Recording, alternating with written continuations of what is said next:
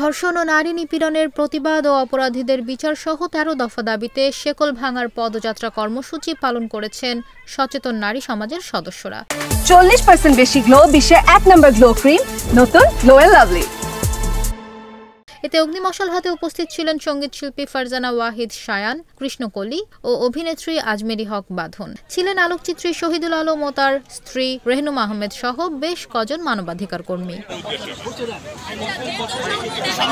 শুক্রবার ৩০ আগস্ট রাত ১১টা ৫৯ শাহবাগ জাতীয় জাদুঘরের সামনে থেকে শুরু হয়ে এ পদযাত্রা সংসদ ভবনে গিয়ে শেষ হয়। এদিন রাত ১০টার পর থেকে জাতীয় জাদুঘরের সামনে ব্যানার ও প্ল্যাকার্ড হাতে নারীরা একত্রিত হতে থাকেন। সেখান থেকে ফেস্টুন, ব্যানার ও মশাল জ্বালিয়ে পদযাত্রাটি শুরু হয়। এরপর তা সায়েন্স ল্যাব, কলাবাগান ও আসাদ গেট হয়ে সংসদ ভবনের সামনে সমাবেত হয়।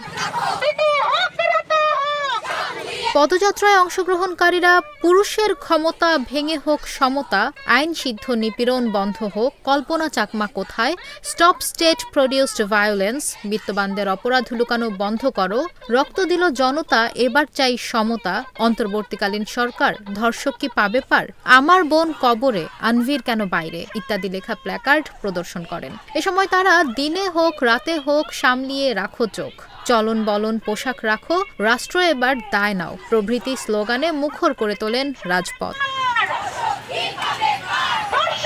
এ পদযাত্রা সম্পর্কে আয়োজকদের ভাষ্য, শিক্ষার্থী জনতার রক্তস্নাত বিপ্লবের ফসল হিসেবে দীর্ঘ ১৫ বছরের স্বৈরতান্ত্রিক সরকারের পতন হলো। এতদিন ধরে আমরা পিতৃতান্ত্রিক ও নিপীড়নমূলক যে ক্ষমতা কাঠামো দেখেছি, অন্তর্বর্তীকালীন সরকারের আমলে সেই সংস্কৃতি পরিবর্তিত হবে তো? শিল্পী শায়ানের একটি গানের মাধ্যমে এ পদযাত্রা সমাপ্ত করেন নারীরা। গানটির শিরোনাম মা বোনেরা সাহস করো। এর আগে এক সংক্ষিপ্ত প্রতিবাদ সমাবেশে বক্তারা তাদের দাবিগুলো তুলে ধরেন। প্রসঙ্গত ২০২০ সালের ধর্ষণ বিরোধী আন্দোলন থেকে শুরু হয়েছিল শেকল ভাঙার পদযাত্রা। এ নিয়ে চতুর্থবারের মতো পালিত হলো এটি।